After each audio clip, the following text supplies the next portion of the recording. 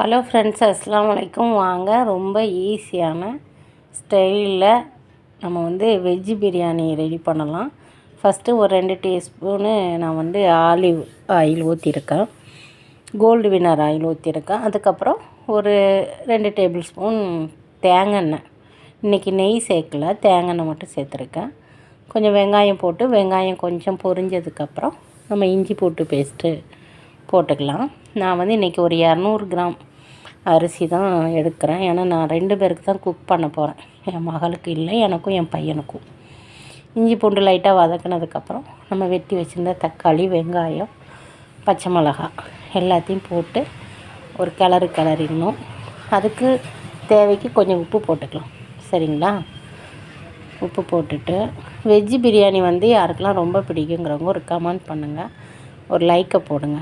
அதுக்கப்புறம் நான் இன்றைக்கி என்ன வெஜிடபிள்லாம் கட் பண்ணியிருக்கேன்னா, உருளைக்கிழங்கு, கேரட்டு, பீன்ஸு, பச்சை பட்டாணி. இது எல்லாமே ஒரு 200 கிராம் இருக்கும். அரிசிக்கு தக்கன 200 கிராம் காய்கறி, 1 டேபிள் ஸ்பூன் வத்தப்பொடி, ஒரு 1/4 டீஸ்பூன் மஞ்சள் பொடி, திரும்ப காய்கறிக்கு தேவையான உப்பு போட்டு கொஞ்சோண்டு தயிர் ஊற்றி கொஞ்சம் நல்ல காய்கறி ஒரு அரை வேக்காடு நம்ம குக் பண்ணிக்கலாம். 1 டேபிள் ஸ்பூன் இல்லைன்னா ஒரு 2 டேபிள் ஸ்பூன் நம்ம தயிர் ஊற்றிக்கலாம். தயிர் நம்ம எதுக்கு சேர்க்குறோன்னா, சாப்பாடு ரொம்ப நேரத்துக்கு நம்மளுக்கு கெடாமல் இருக்கும். லாஸ்ட்டாக லெமனும் நம்ம ஊற்றிக்கலாம். இது நம்ம கொஞ்சம் ரைஸ்னால் நான் தயிர் மட்டும் ஆட் பண்ணிக்கிறேன். பார்த்திங்களா, 200 கிராம் அரிசி தான் நான் பாசுமதி அரிசி எடுத்திருக்கேன்.